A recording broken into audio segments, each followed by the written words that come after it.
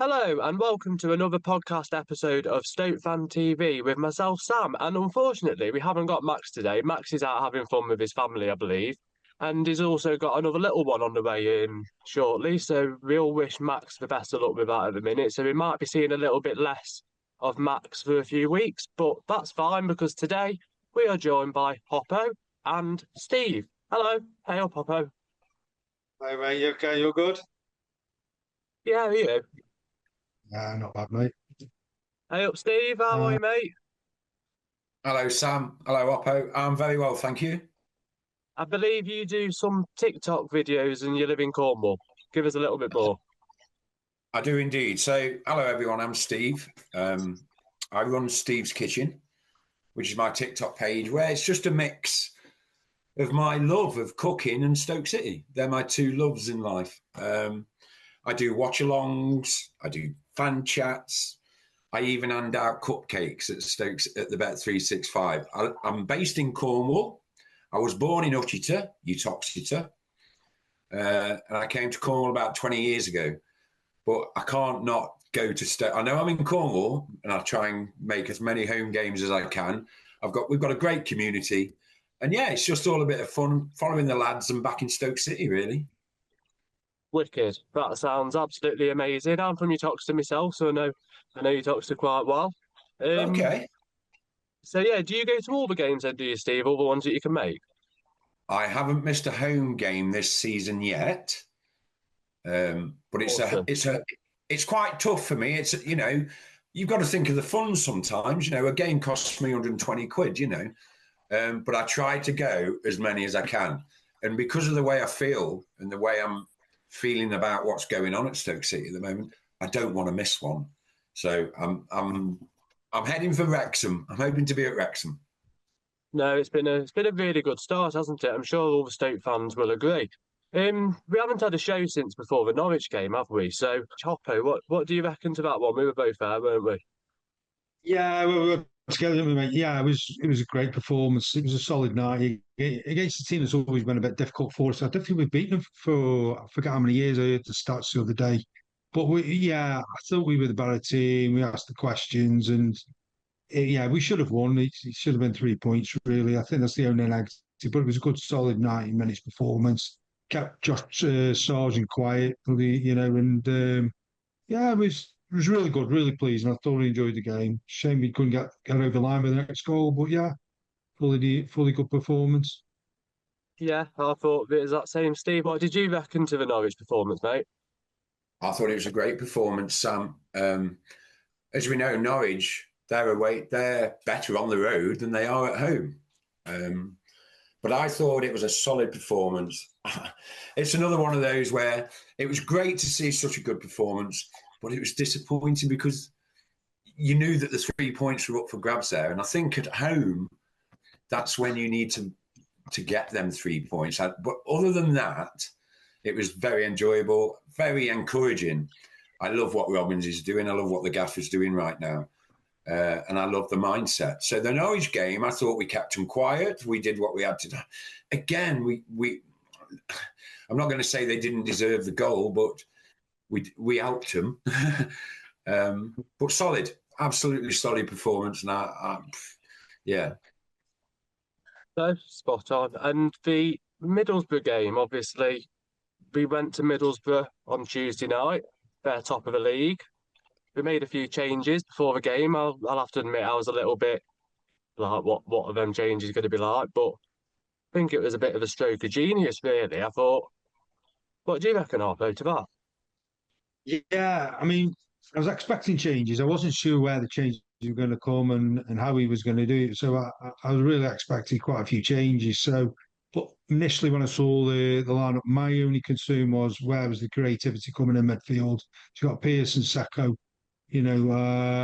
together really, and I just think where we're going to create through the middle.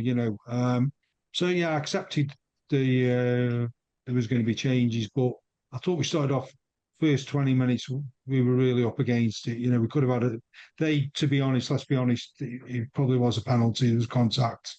We'd be up in arms, I think, if against us. But then after that, I think we really grew into the game. And in the second half, I thought we were fantastic, absolutely dominated it. And some of our football we played, the way we spread the ball and moved forward and attacked them, it was brilliant. I thoroughly enjoyed it. And to go there against Middlesbrough, who are a top team.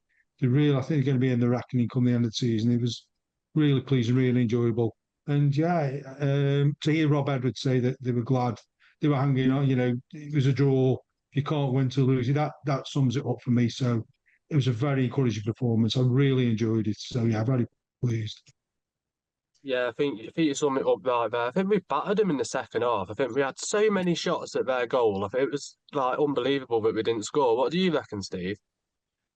You know, I go live every day on my TikTok lives, and for 2 weeks, in the last couple of weeks, we've been discussing it on the lives, and my thought was he needs to mix it up a bit. We don't want to become predictable. When I say that, I mean with the selection. So I was really happy to see the changes. I know some people were a bit confused, but I was so happy to see the changes for Middlesbrough. It was great to see Ash come on as well. To get him to start his first game was important, I believe. But I thought it was important that we made changes. You don't want teams knowing who's playing and how we're going to play. Again, that's the predictability.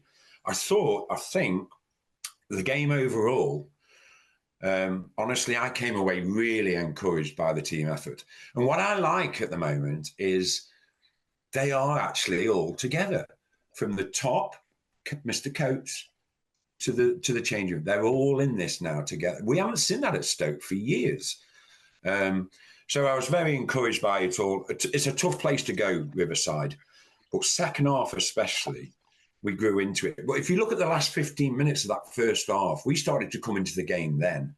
It wasn't just, they had their 20, 30 minutes, and they did. They bossed us in midfield. They found that extra man in midfield, and they just played through us a couple of times, But that last 15 minutes, they started to get into the game.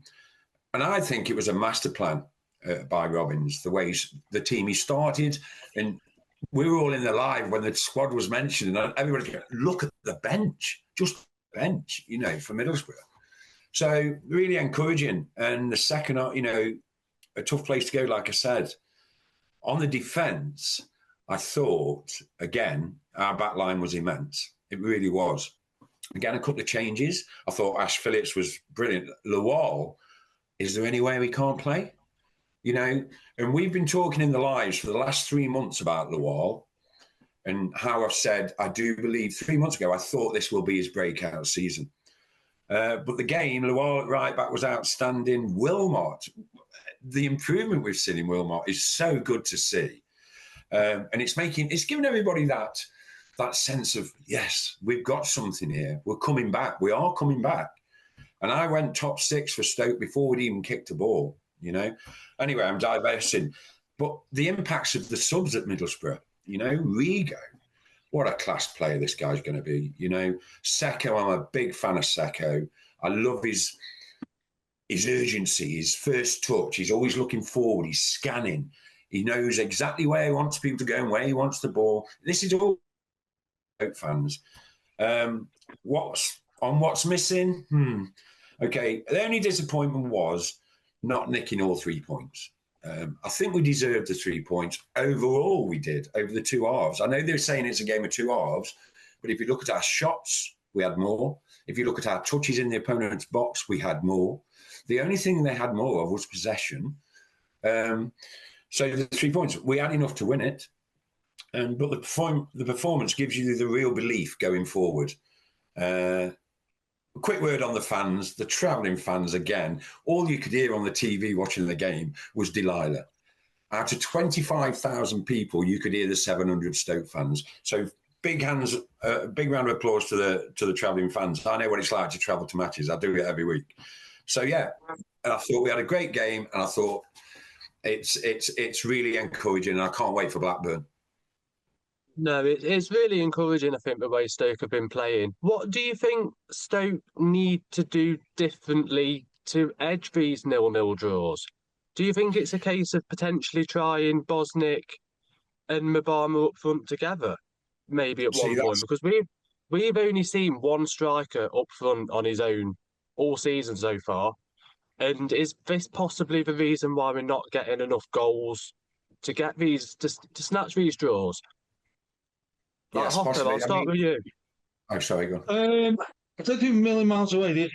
Certainly, the main thing when you're going to talk about scoring goals is it's got to be really creating the chances. That's your first thing, which we're doing in an abundance. Really, probably even against QPR when the goalkeeper really we didn't create a lot for him to save, but we created a lot. We had a lot of possession. We created a lot of chances.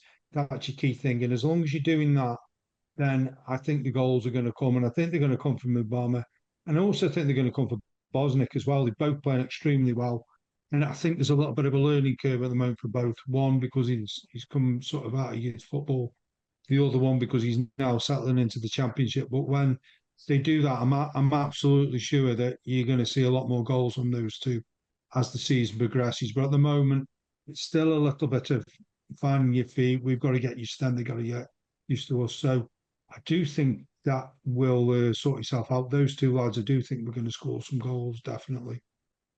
Fingers crossed. It would be nice to see the strikers getting a few more goals. I know Mabama's got it in him because we've seen it. Steve, you were going to say Yeah. something, mate. Go on.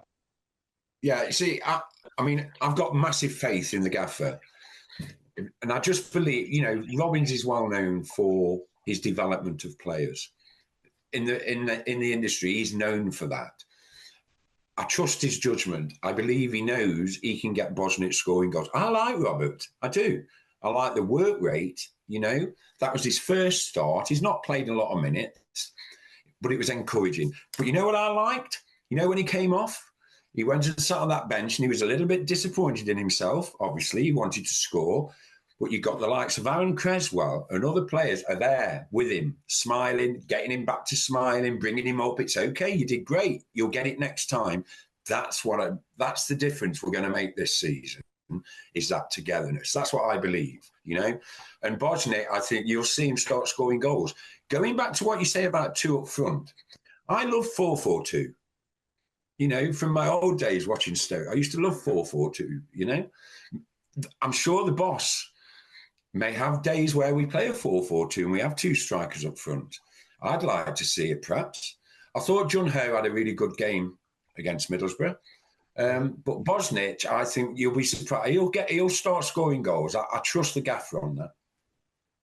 Yeah, there's been some excellent work rate, definitely, we've seen from him. And he come very close, literally, just before coming off, didn't he? He was absolutely gutted that he missed that chance at the end of and he'll look back at that and he'll look back at it and he'll see it and he'll think, why didn't I just dink him? The goal he had committed, he was down. But, it's just one of those things. It's football, isn't it? But I do believe he'll come good, Robert. I do. No, it's the teamwork. You're completely right. I think the way that Stoke are showing as a team, the passion, you see it now. The players are literally like pumping the fans to get the fans going. Every single game this season, I've seen them doing it. And I think you'll agree, Hopper, won't you? I think the teamness and the atmosphere in the stadium and everything, I think it's all working together. Yeah, there's a togetherness now, isn't there? There's a belief in everybody buying into the philosophy, and there's, everybody's happy with the setup of the club. And yeah, it comes from the top down, and you can just see it now. It's taken a lot of work, and we've had a few managerial changes and a few coaching staff changes as well. But yeah, it's definitely the right direction. You can just feel the optimism, and people are enjoying it again. They've all got a smile on the face. So yeah, definitely, it's heading in the right direction. Absolutely. Yeah, definitely. Right, so moving on to the next game, we have got Blackburn Rovers early kick-off on Saturday. Anyone going? Yeah, I wish I was. Yeah, I'm You there going, on Hopper, Saturday. yeah? I am, yes, I am.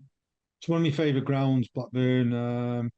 Yeah, I know a few of the Blackburn lads. It's a real good club, to be fair. I real feel it for them at the moment with what they're going through, their owners, But since we come down with, I know a few Blackburn lads, and we keep in contact. And to be honest with you, all apart from one season ago, they were always knocking on the door for the playoffs. It was you were looking at them going up. But I think there's been a big change in the club. A lot of disgruntled fans and a lot going on there, similar to what they're going through now is what we were going through. But yeah, it's one of my favourite grounds. It's a cracking ground for away fans. I'm really looking forward to going.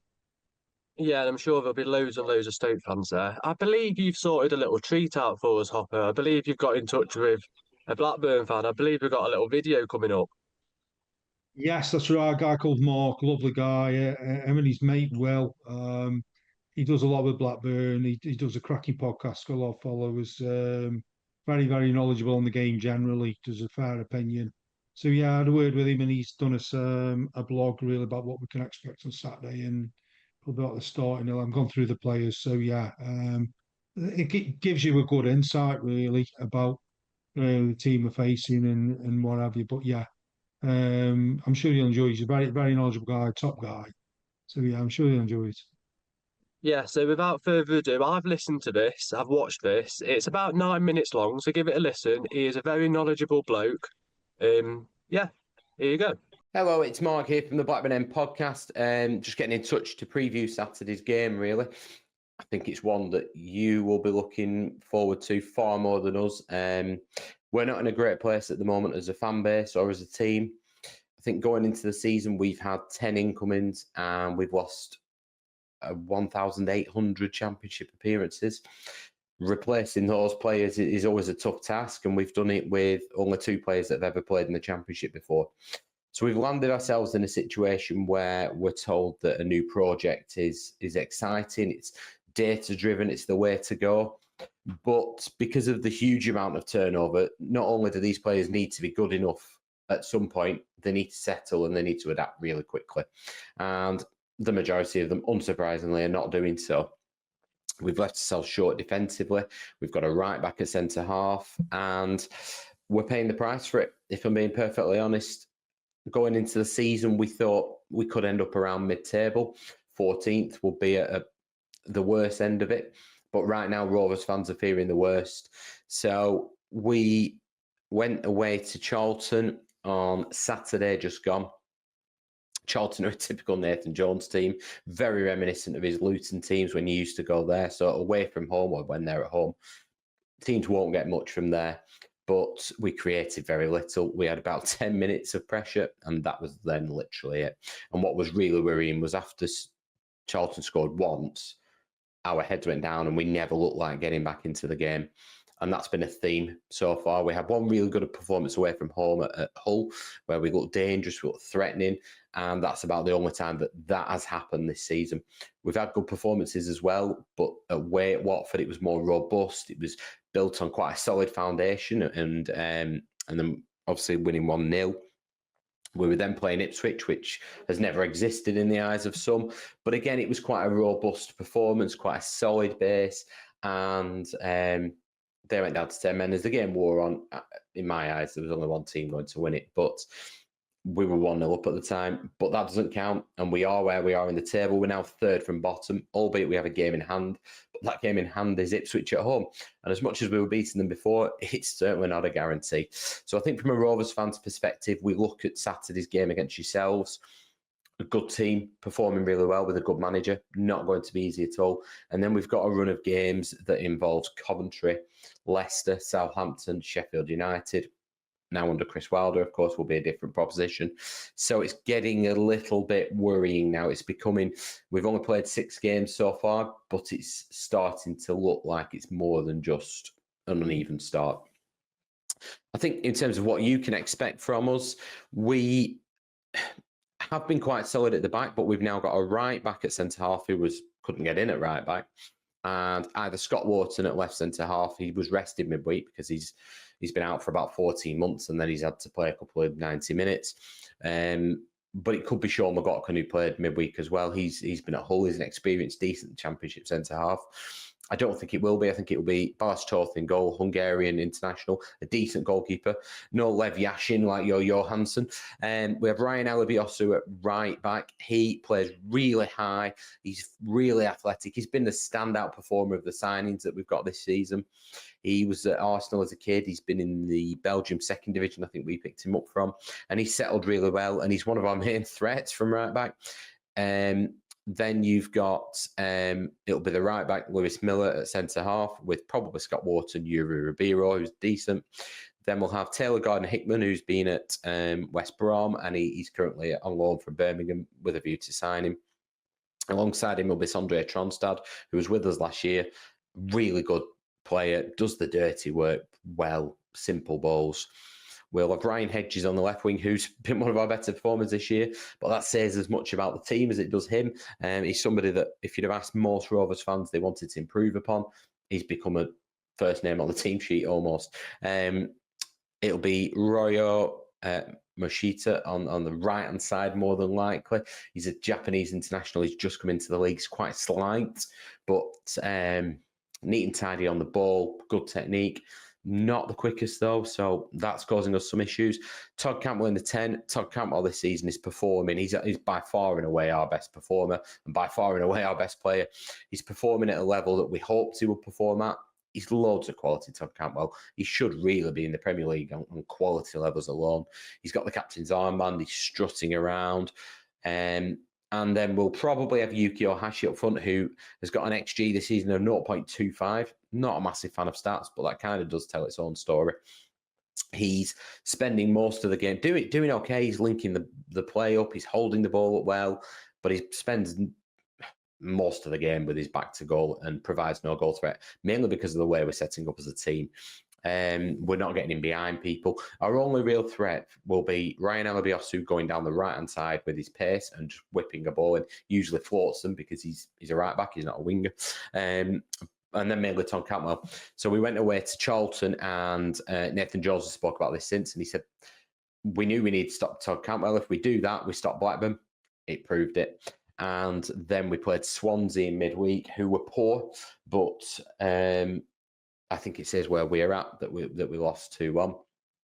We scored from nothing, really, and then allowed them back into the game. It was a great strike from them, but it was poor defending.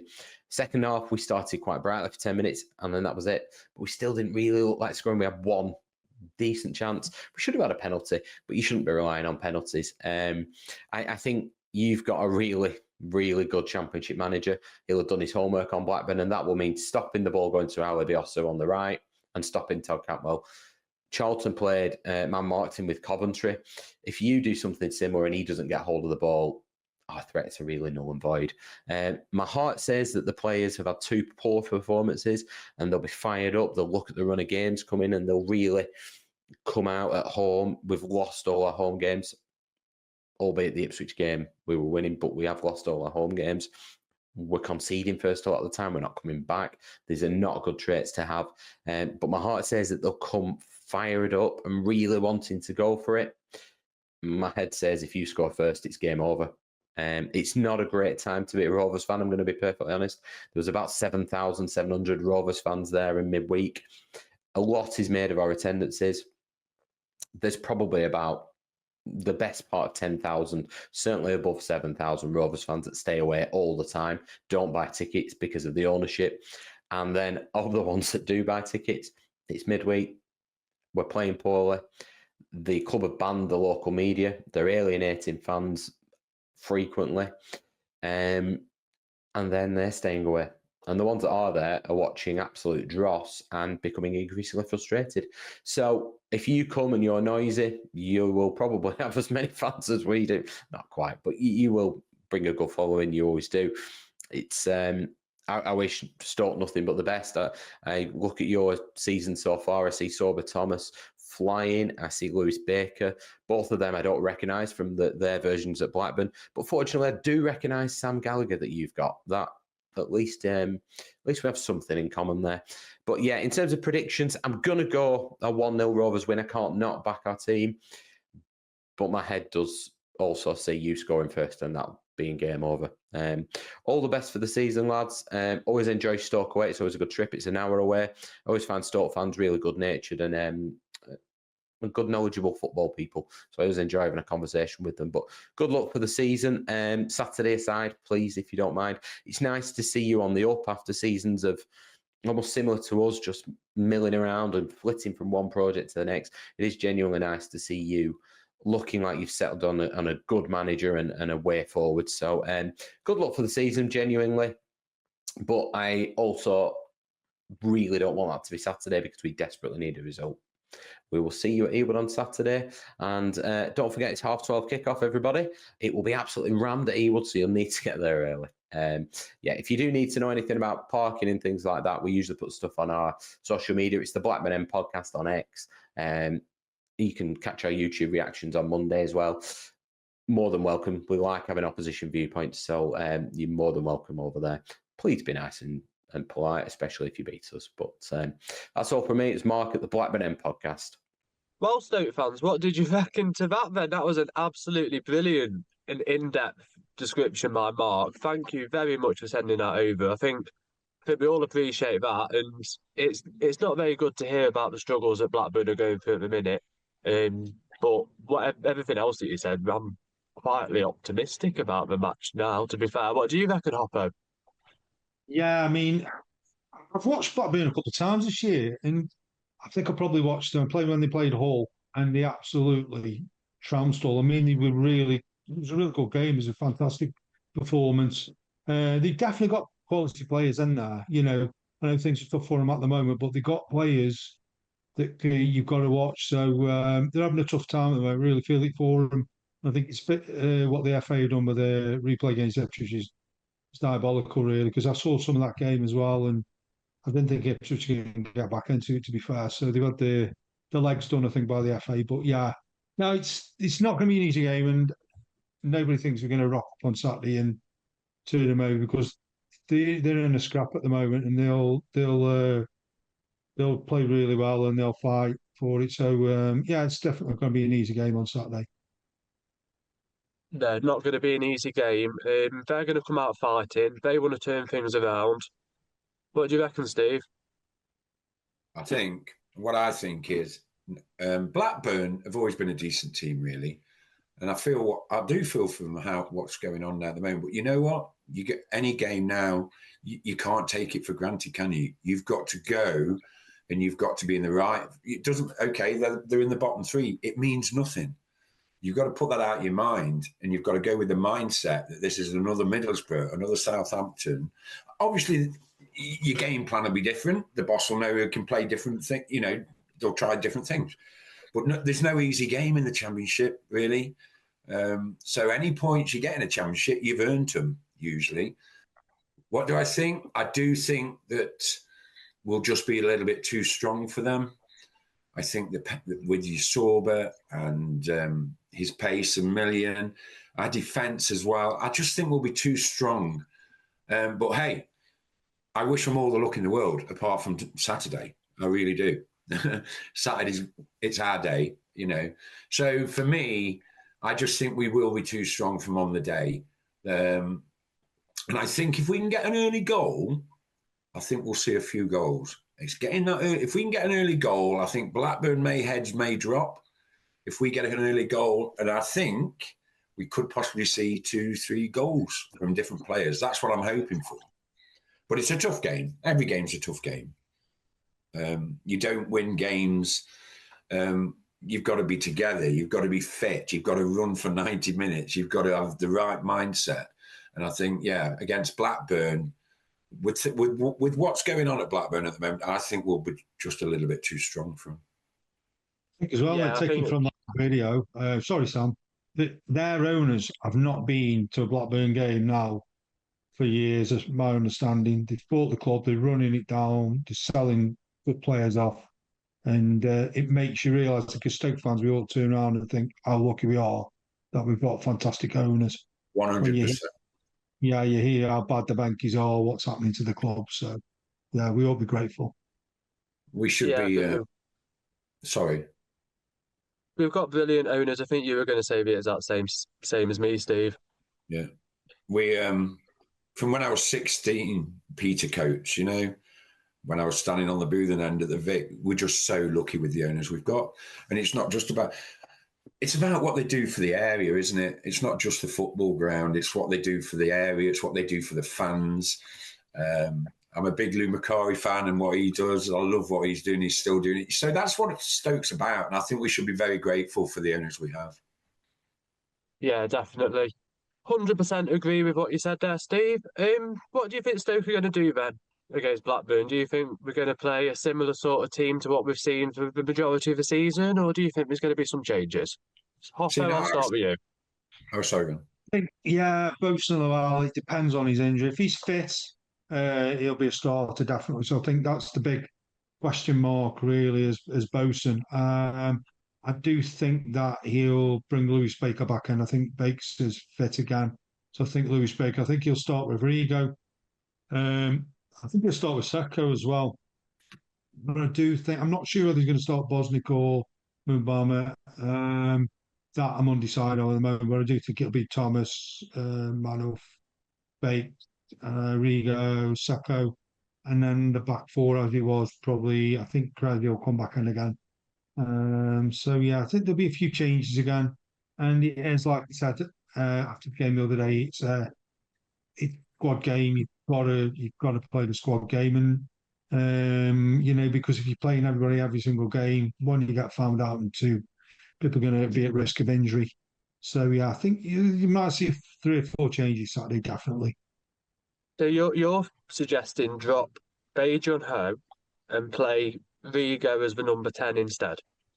I think he'll play Bates up. I think he'll bring Rigo in the midfield and Sacco. Yeah, I think that he might do that. I think we might see John O on the bench on Saturday. I've just got a feeling. Nothing because of John O's done or the poor performance or anything like that, but I think he'll be keen to get Bates in there on Saturday. And I think it's probably one of the reasons that we haven't probably we've drawn the last 2 games. I think we really miss Bates. He offers a lot to us. So I think he'll be keen to get him in the team along with Lever. Especially against his former team, Blackburn, who was on Yeah, loan at. he was there, wasn't he? He was recalled. I'm not sure really what what the Blackburn fans thought overall. I think from what Mark said, is he didn't set the world on fire, but I think speak to a few Blackburns, they were kind of keen on keeping him a bit. So I don't know the jury's out, but yeah, it'll be against a team you play for. You always want to make a point, don't you? So I think we'll see Bakes back again on Saturday. So you've heard Hoppo's predicted lineup, Steve. What do you reckon Stoke are going to do against Blackburn? So I think it's another opportunity to mix it up a bit. And like I say, you mixing it up. We've had 7, 8 games now where we've played pretty much the same team. Are we becoming predictable? We don't want teams knowing what we're going to do, who we're playing, and how they're going to deal with it. I love the switching of the wingers. Great. Mix it up a bit. What I think is I'd like to see Cisse start again. I think he needs minutes. I thought he did well first half.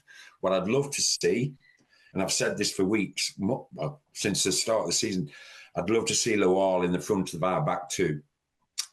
Wilmot, Ash, Lowell, with Creswell, Shamadou. I'd like to see Cisse.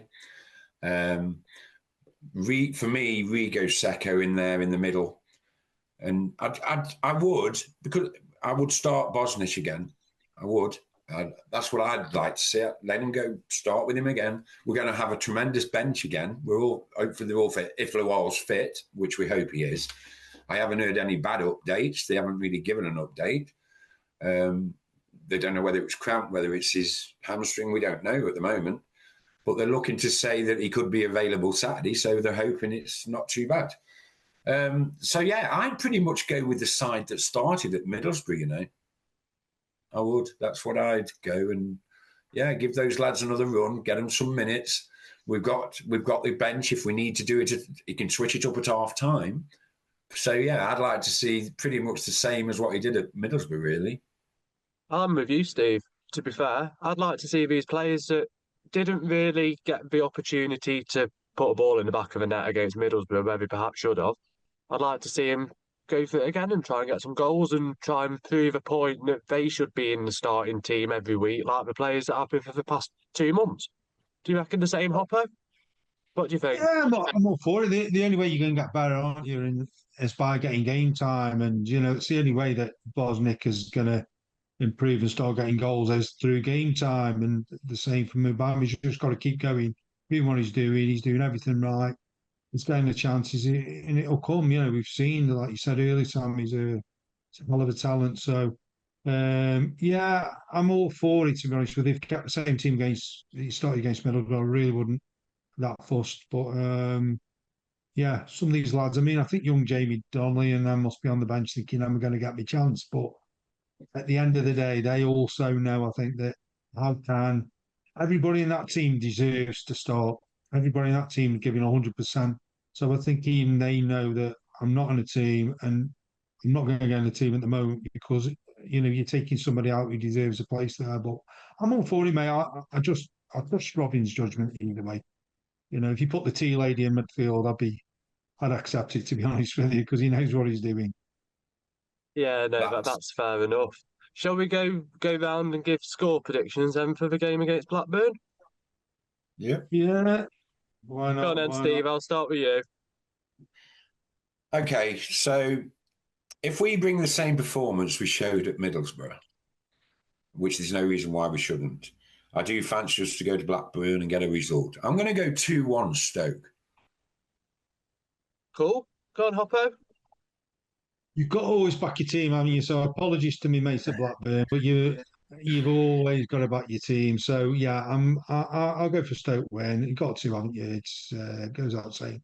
So I'll tell you, what, I'll go for 2-1 as well. After hearing everything that Mark said about Blackburn, if we get the first goal against Blackburn, the heads will drop. I think Stoke will get the first goal in the first half.